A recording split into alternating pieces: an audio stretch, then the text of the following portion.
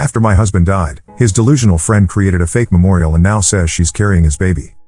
I, 32F, lost my husband, Harvey, 38M, to a sudden heart attack 4 weeks ago. The pain has been unbearable. I wake up every morning hoping it was just a nightmare, but the empty space next to me reminds me that he's gone. Harvey and I were married for 6 years, together for almost 9. We had been trying to start a family for the past 3 years without success. We had just scheduled our first appointment with a fertility specialist when he passed away. The reason I'm posting today is because of Rebecca, 35F, Harvey's friend from college. They knew each other for over 15 years. Throughout our relationship, Rebecca has always been a presence, but lately, her behavior has taken a disturbing turn. When Harvey and I first started dating, he mentioned Rebecca as one of his good friends from college. They had kept in touch after graduation, but their contact had decreased over time as their lives took different directions. About a month after Harvey introduced me to his family, he decided it was time for me to meet Rebecca. Our first meeting was at a restaurant. Rebecca arrived 30 minutes late. She hugged Harvey for what felt like forever, barely acknowledging my presence. Throughout dinner, she kept bringing up inside jokes and stories from their college days. Every time I tried to join the conversation, she would talk over me or change the subject. At one point, she looked directly at me and mentioned how Harvey always said he wanted to settle down with someone who shared his background and interests. The way she emphasized background and interests while looking at me made it clear she was implying I wasn't right for him. Over the next few years, Rebecca found reasons to visit our city at least once every 2 months. She always expected to stay at Harvey's place, even after we moved in together. She would bring bottles of wine or whiskey, encourage Harvey to drink with her for old time's sake, and often ended up passed out on our couch. The next morning, she would walk around our apartment in Harvey's t-shirts that she'd borrowed to sleep in. Rebecca often made comments that bothered me. Once, while looking through our wedding photos, she pointed at Harvey and said she always thought they had a marriage pact, that if neither was married by 35, they would marry each other. Harvey looked uncomfortable and quickly changed the subject. Another time, when Harvey mentioned our plans to start a family, Rebecca said something about how she always imagined having kids with someone exactly like Harvey. As our relationship progressed and especially after we got married, Harvey started distancing himself from Rebecca. He told me he felt they had grown apart and didn't have much in common anymore. He began declining her invitations and ignored most of her messages. However, he would occasionally call her when she sent multiple texts saying she missed him and felt ignored. These calls seemed to come from a place of guilt rather than genuine desire to maintain the friendship. The last time Harvey saw Rebecca was at a mutual friend's wedding about 6 months before his death. He told me afterward that Rebecca had pulled him aside and asked why he was avoiding her. According to Harvey, he had finally been honest with her about feeling they had drifted apart. Rebecca apparently didn't take it well and left the wedding early. Now, to the current situation. After Harvey died, I had him cremated as per his wishes. Due to my overwhelming grief and to give out-of-town family members time to arrange travel, I planned the memorial service for 5 weeks after his death. I sent out invitations, including one to Rebecca, for this coming Saturday. Yesterday, I received a text from Harvey's cousin asking if I had changed the date of the memorial. Confused, I called him, and he explained that he had received an email from Rebecca announcing a memorial service for Harvey this Friday, the day before my planned service. The email had gone to approximately 50 people, including Harvey's family members and friends. I checked my email and found Rebecca's message. She had sent it to everyone except me.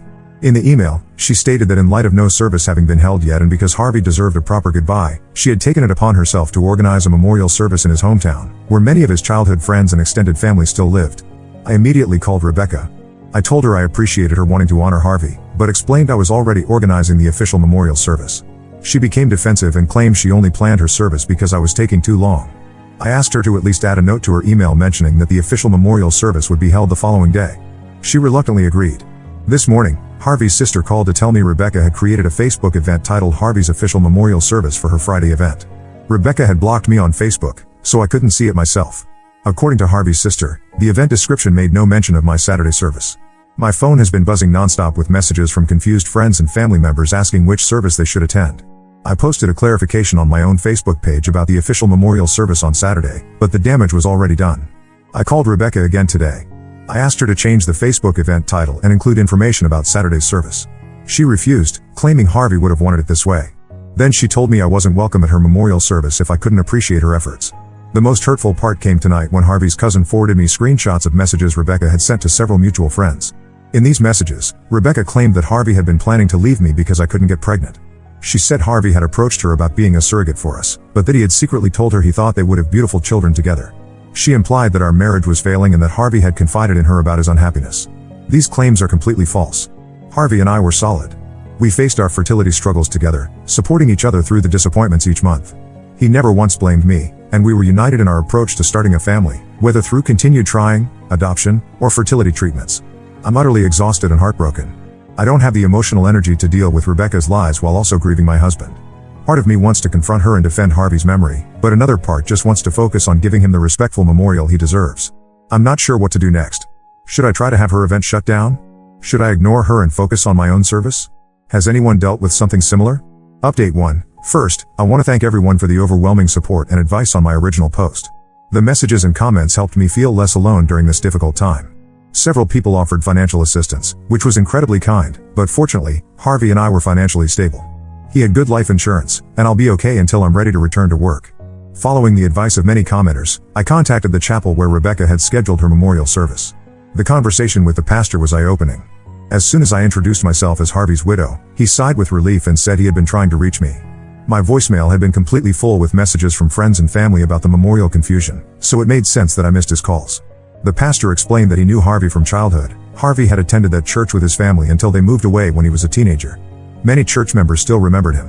What shocked me was what he revealed next. Rebecca had told him that Harvey and I were separated at the time of his death and that I didn't want any involvement in his memorial. The pastor apologized profusely for the misunderstanding. He gave me complete control over what happened with the service at his chapel. I could cancel it entirely or proceed with it in whatever way I felt appropriate. He assured me that regardless of my decision, Rebecca would no longer have any role in organizing or speaking at the service. After thinking it over, I decided to allow the hometown service to proceed. Many people who knew Harvey as a child wanted to pay their respects, and I didn't want to deny them that opportunity. The pastor promised to handle everything and coordinate with me on the details. He also told me he had informed Rebecca of these changes. According to him, she became very upset and apologized for lying about my relationship with Harvey. She asked to speak with me, but I declined. I had too much on my plate already. The pastor mentioned he recommended some mental health and spiritual counseling services to Rebecca, which I hope she takes advantage of. The memorial services took place this past weekend, the first at Harvey's childhood church on Friday, and the second, non-religious ceremony I had planned on Saturday. Both were beautiful tributes to Harvey. I heard so many stories about him that I'd never known before, from his childhood friends, former teachers, and extended family members. I laughed and cried, sometimes simultaneously, as people shared their memories of the man I loved. My cousin offered to watch for Rebecca at both services. Honestly, I didn't think about her at all during the weekend. My cousin later told me that Rebecca did show up at the church service on Friday, but the pastor intercepted her. He spoke with her privately and kindly but firmly explained that her presence would be inappropriate considering her actions. She left without causing a scene. After the church service, I thanked the pastor for everything he'd done. Despite not being particularly religious myself, I was moved when he told me, "That part doesn't matter right now. You loved your husband, and there is always a place for love here." His compassion made a difficult day a little easier to bear. The Saturday memorial went smoothly as well. Harvey's closest friends and family gathered to share stories, play his favorite music, and celebrate his life. His brother gave a beautiful speech about Harvey's sense of humor and kindness. We displayed photos from throughout his life, childhood, college, our wedding, and recent vacations. Though the day was emotionally draining, it felt like a fitting tribute to the man we all loved and missed. As the weekend came to a close, I felt a small sense of peace knowing that Harvey had been honored properly. The chaos with Rebecca seemed to be resolved, and I could finally focus on processing my grief without that additional stress. However, I couldn't shake the feeling that something was off about Rebecca's behavior. Her extreme reaction to Harvey's death and her desperate attempts to control his memorial seemed to go beyond normal grief. Harvey's sister mentioned that Rebecca had always been possessive of him, even back in college, but that her recent actions were concerning on a different level. When I returned home after the memorial weekend, I found several bouquets of flowers on my doorstep from friends and family. Among them was a small arrangement with no card. My neighbor mentioned seeing a woman matching Rebecca's description dropping it off. I didn't know what to make of this gesture. Was it an apology or something else? For now, I've decided to focus on taking one day at a time. I've started grief counseling, which has been helpful in processing not only the loss of Harvey but also the unnecessary drama surrounding his memorial. The counselor suggested I might need to set firm boundaries with Rebecca if she continues to insert herself into my life, but I'm hoping the memorial situation was the end of it. I'm considering taking some time away, perhaps visiting my parents for a few weeks or even taking a short trip somewhere new. Being in our home without Harvey is both comforting and painful. I feel close to him here, surrounded by our shared possessions and memories, but the emptiness is also a constant reminder of what I've lost. Thank you again for all your support during this difficult time. I'll update if anything significant happens with Rebecca, but hopefully, this chapter is closed, and I can focus on healing. Update 2. It's been 5 months since Harvey died, and I wish I could say things have gotten easier. The truth is, each day still feels like walking through thick fog. I get up, go through the motions, and try to function, but the weight of his absence hasn't lifted. I've been seeing a therapist weekly, which helps me navigate the grief, but nothing seems to make it subside. I thought the situation with Rebecca was over after the memorial services. I deleted all my social media accounts a few months ago to avoid constant reminders and sympathy messages that only made me feel worse. Last week, however, my cousin called with disturbing news about Rebecca's recent online activity. According to my cousin, Rebecca has been posting old photos of herself with Harvey on Facebook almost daily. The captions are possessive and inappropriate, things like missing my man every day and no one understood him like I did. The most shocking post came 3 days ago when she announced she was pregnant with Harvey's baby. Yes, you read that correctly. Rebecca is now claiming to be carrying Harvey's child. Along with this announcement, she posted several photos of herself with Harvey that had clearly been altered. My cousin sent me screenshots, and I could immediately tell that Rebecca had photoshopped Harvey's face onto someone else's body. The editing was surprisingly well done, but anyone who knew Harvey would recognize that the muscular, tattooed torso in the photos wasn't his. Harvey never had tattoos, and while he stayed in shape, he wasn't built like the body in these fake images. Seeing these posts made me physically ill. I spent the entire day in bed, unable to function. The thought of Rebecca spreading these lies about Harvey, suggesting he had been unfaithful to me and that they had some secret relationship, was too much to bear. What made it worse was seeing comments from people I didn't know congratulating her on the pregnancy, believing her fabricated story. My cousin tried addressing the situation directly by calling Rebecca and asking her to remove the false posts. Rebecca refused and apparently told my cousin that I could go to hell and that I just couldn't accept that Harvey wanted a baby with her more than with me because I couldn't give him one. Her words reopened the wound of our fertility struggles in the cruelest way possible.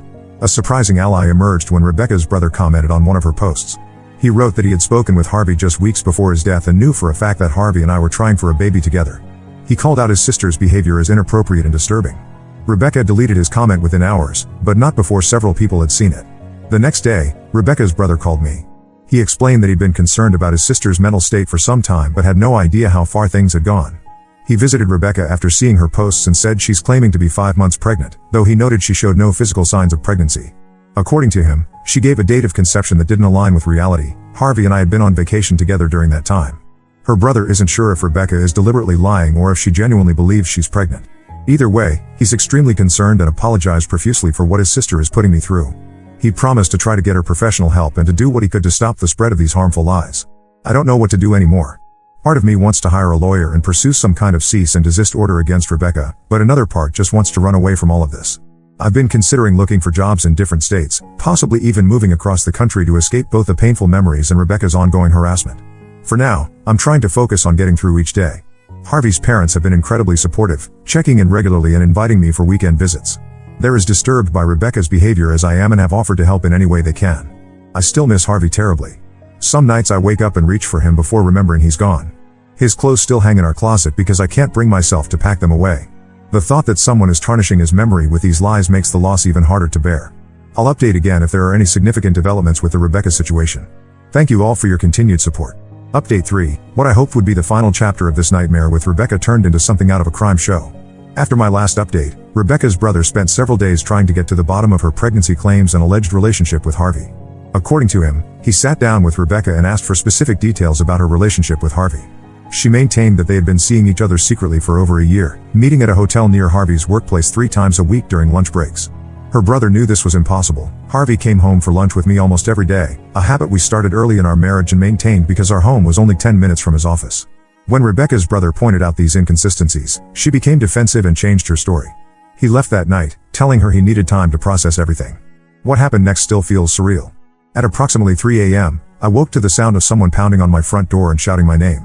Looking through the peephole, I saw Rebecca standing on my porch, looking disheveled and agitated.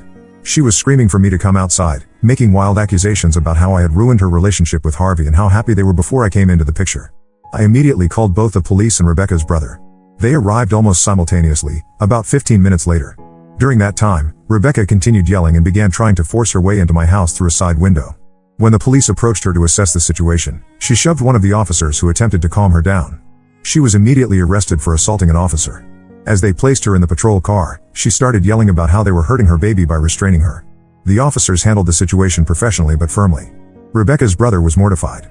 He apologized repeatedly, explaining that Rebecca had been diagnosed with a mental health condition years ago but had apparently stopped taking her medication about 2 years back.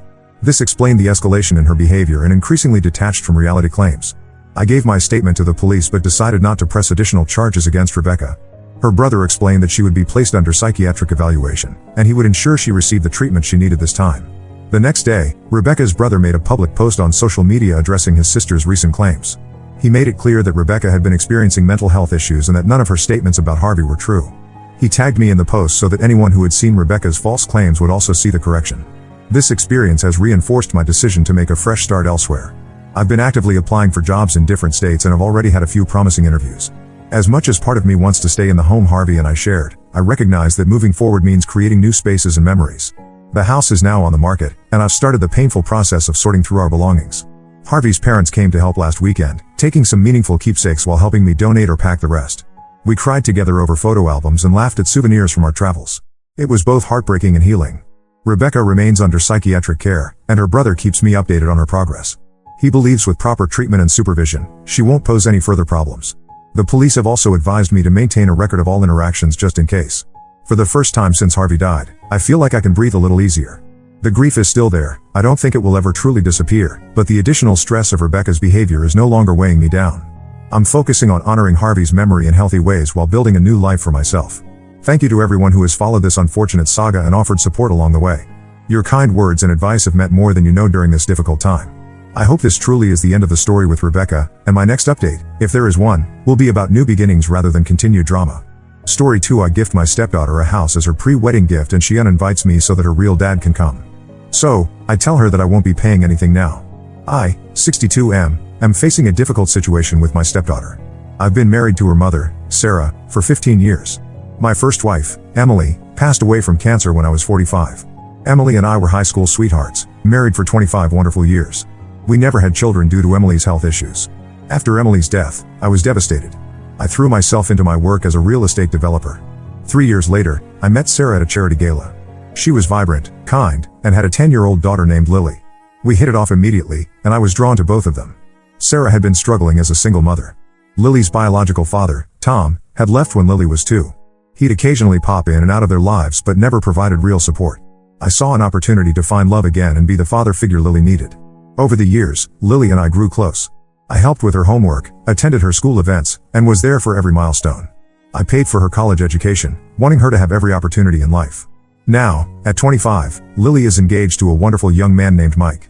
To show my support and love, I decided to gift them a house as a pre-wedding present. It's a beautiful property in a nice neighborhood, perfect for starting their new life. However, when the wedding invitations were sent out, I was shocked and deeply hurt to discover that I wasn't invited. At first, I thought it must be a mistake. Surely, after all these years, Lily wouldn't exclude me from her special day? I'm at a loss. I've always treated Lily as my own daughter, and I thought she saw me as a father. Now, I'm wondering if I should take back the house I gifted them. It's not about the money, I'm fortunate enough that the financial aspect isn't an issue. It's the principle of the matter. I feel betrayed and unappreciated. Am I overreacting? Should I confront Lily about this? Or should I just accept her decision and move on, even if it means taking back my gift? I remember the day I first met Lily. She was shy and hesitant, hiding behind Sarah's legs. But over time, she opened up to me.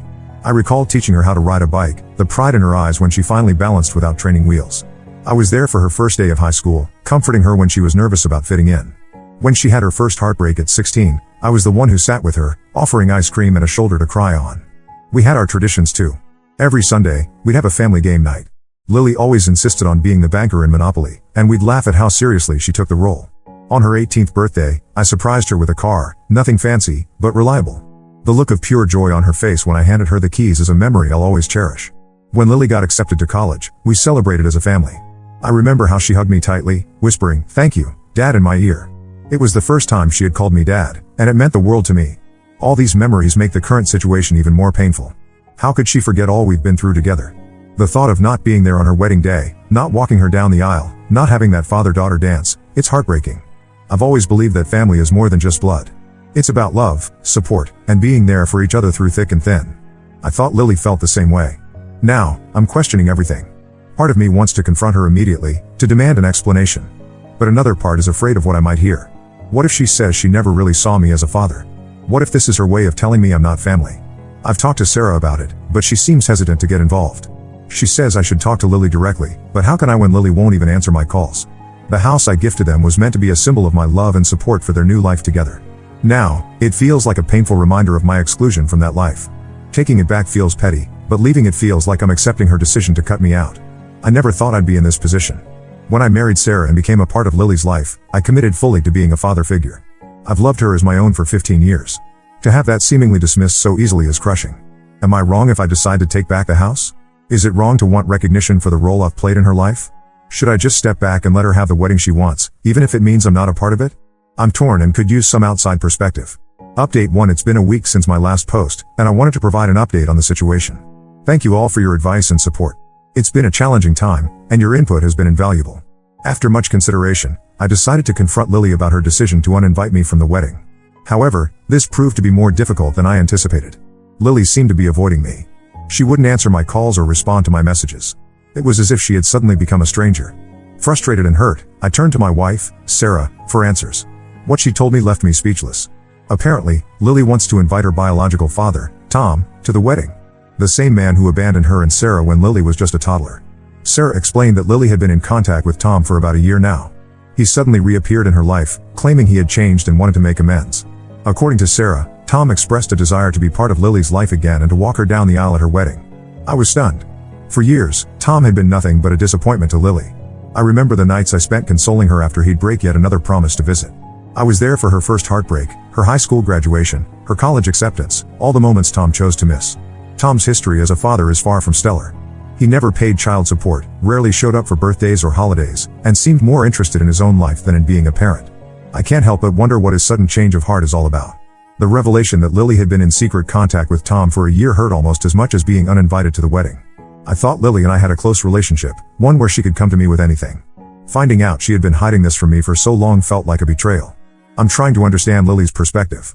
I know the desire to have a relationship with one's biological parent can be strong. But after everything we've been through together, after all the love and support I've given her, how can she just cast me aside? I remember one particular incident when Lily was 14. Tom had promised to take her to a father-daughter dance at her school. Lily was so excited, she spent weeks picking out the perfect dress. On the day of the dance, Tom didn't show up.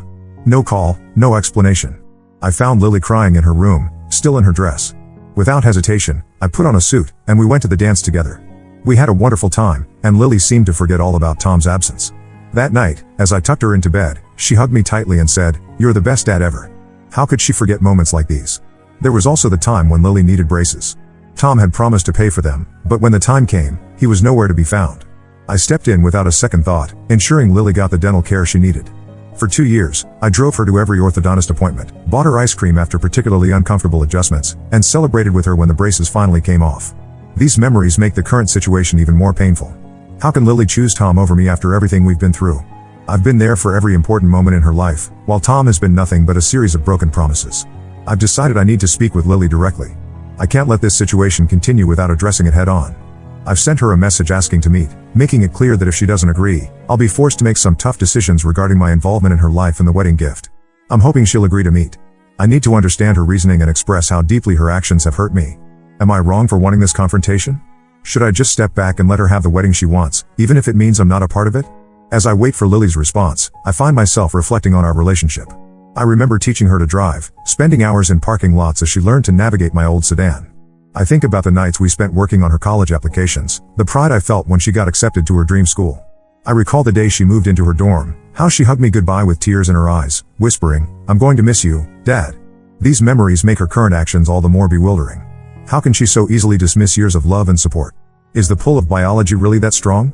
Or have I somehow failed her as a father figure without realizing it? I'm also grappling with my feelings towards Tom.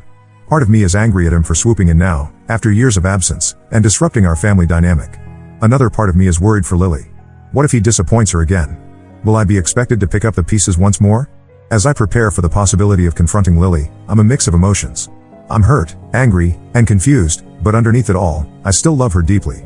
I want what's best for her, but I also need to protect myself emotionally. I'll update again after I've spoken with Lily. Thank you all for your continued support during this difficult time. Update 2. Hello everyone. I'm back with another update on the situation with my stepdaughter, Lily. A lot has happened since my last post, and I'm still processing everything. Lily finally agreed to meet with me after my ultimatum. We met at a local coffee shop, neutral ground for what I knew would be a difficult conversation. As soon as we sat down, I could see the guilt in her eyes, but there was also a defiance that I'd never seen before. I started by expressing how hurt I was by her decision to exclude me from the wedding. I reminded her of all the years we'd spent together, all the moments I'd been there for her when Tom wasn't. I told her, "Lily, I've been there for you since you were 10 years old. I helped you with your homework, taught you to drive, and supported you through college. I've treated you like my own daughter. How can you push me aside now?" Lily's response shocked me. She said, "I know you've done a lot for me, and I'm grateful. But Tom is my real father. He wants to make things right, and I want to give him that chance." I couldn't believe what I was hearing. I asked her, and what about all the times he let you down? All the birthdays he missed? The child support he never paid? Does none of that matter? She replied, people can change. He's different now. He wants to be part of my life. I felt my anger rising. I reminded her that it was I who had supported her education, who had been there for every important moment in her life. And now that she was capable and settling into her life, she wanted to invite the man who had abandoned her to walk her down the aisle? Lily then dropped another bombshell. She said, Tom has promised to contribute to the wedding expenses. He wants to take responsibility. That was the last straw for me. I told her, fine. If Tom wants to be your father now, let him take on all the responsibilities that come with it. I won't be paying for anything related to this wedding. And the house I gifted you? Consider that off the table as well. Lily's face fell. I could see she hadn't expected this reaction. She tried to backpedal, saying she still wanted me in her life, just not at the wedding. But for me, the damage was already done. I stood up to leave, but before I did, I told her, Lily, I've always considered you my daughter. I thought you felt the same way about me being your father. I guess I was wrong. I hope Tom lives up to your expectations this time. With that, I left the coffee shop. The drive home was a blur. When I got home, I told Sarah what had happened. She was upset but said she understood Lily's desire to have her biological father in her life. However, she agreed that Lily's actions were hurtful and unfair. I've since contacted my lawyer to start the process of taking back the house. It's not about the money, it's about the principle. I can't in good conscience gift such a significant asset to someone who doesn't see me as family. As I reflect on our conversation, I'm struck by how much Lily has changed. The defiant young woman in the coffee shop seems so different from the little girl who used to run to me for comfort after a nightmare, or the teenager who proudly showed me her first A+ on a difficult math test. I remember the day Lily graduated high school. As she walked across the stage to receive her diploma, she looked out into the audience and gave me a big smile and a thumbs up. Later, at her graduation party, she hugged me tightly and said, I couldn't have done this without you, Dad. Where is that Lily now? I also can't help but think about all the times Tom has let Lily down in the past. There was the time he promised to take her on a camping trip for her 13th birthday, only to cancel at the last minute. I ended up taking her instead, teaching her how to set up a tent and roast marshmallows over a campfire. Or the time he said he'd help her move into her college dorm, but never showed up. I was there, carrying boxes and helping her decorate her new room. Now, Tom swoops in with promises of change and financial support, and suddenly he's the father she wants by her side? It feels like a slap in the face after years of being there for her through thick and thin. Part of me wonders if I'm being too harsh. Should I be more understanding of Lily's desire to have a relationship with her biological father? But then I remember the hurt in Sarah's eyes when Tom abandoned them years ago, and how hard we've worked to build a loving family unit. It feels like Lily is throwing all of that away on a whim. I know some might think I'm being petty or overreacting by taking back the house and withdrawing financial support for the wedding. But from my perspective, Lily has made her choice. She's chosen Tom over me, despite all our history together. It hurts, but I need to protect myself emotionally and financially. Should I have been more understanding of Lily's desire to reconnect with her biological father? I'm still conflicted, but I feel I need to stand my ground. I'll update again if there are any significant developments. Thank you all for your support and advice during this difficult time. Update 3. Hello everyone. It's been 6 months since my last update, and I wanted to share what's happened since then. A lot has changed, and I'm still coming to terms with everything. After the confrontation with Lily, I went through with my decision to take back the house and withdraw my financial support for the wedding. It was a difficult time. Sarah was torn between supporting her daughter and understanding my hurt. Our relationship became strained, and eventually, Sarah decided to move out temporarily to be with Lily during the wedding preparations. The wedding went ahead as planned, with Tom walking Lily down the aisle. I wasn't there, of course, but I heard about it from mutual friends. They told me it was a beautiful ceremony, but there was an undercurrent of tension that everyone could feel. For a while, I heard nothing from Lily or Sarah. I threw myself into my work, trying to distract myself from the pain of losing my family. I won't lie, it was a lonely and difficult time. Then, about a week ago, I received a call from Sarah. Her voice was shaky, and I could tell she had been crying. She said, "We made a terrible mistake. We're so sorry." Sarah went on to explain what had happened after the wedding. Tom had stuck around for about a month, playing the role of the doting father. He did contribute some money to the wedding expenses, as he had promised. But as the bills started piling up and the reality of ongoing financial responsibilities set in, Tom began to distance himself. Within 2 months of the wedding, Tom had disappeared again, just as he had done years ago. He stopped answering calls, avoided Lily and Sarah, and essentially vanished from their lives once more. Lily was devastated. She had truly believed that Tom had changed, that he wanted to be a part of her life. The realization that he had let her down again, especially after she had sacrificed so much to include him, was crushing. Sarah told me that Lily had been too ashamed to contact me herself. She felt guilty for how she had treated me and was afraid that I wouldn't want to hear from her. Sarah said, she realizes now what a mistake she made. She misses you so much. I listened to Sarah's words, feeling a mix of emotions. Part of me felt vindicated, I had been right about Tom all along. But a larger part of me just felt sad. Sad for Lily, who had been let down once again by her biological father. Sad for the pain this had caused our family. I told Sarah, I appreciate you telling me this. But the damage has been done. I can't just pretend the last 6 months didn't happen. Sarah pleaded with me to reconsider, to give Lily another chance. But I stood firm. I said, I'm not saying I'll never forgive Lily. But right now, I need time. She made her choice, and now we all have to live with the consequences. We ended the call on a somber note. I told Sarah she was welcome to come home whenever she felt ready, but I needed more time before I could consider rebuilding a relationship with Lily. As I sit here writing this final update, I'm still processing everything that's happened. Part of me wants to reach out to Lily, to comfort her and tell her everything will be okay. But another part of me is still hurt and angry. I know some of you might think I'm being too harsh, that I should forgive and forget. But trust is a fragile thing, and once broken, it's not easily repaired. I need time to heal, to figure out if and how I can move forward from this. For now, I'm focusing on myself.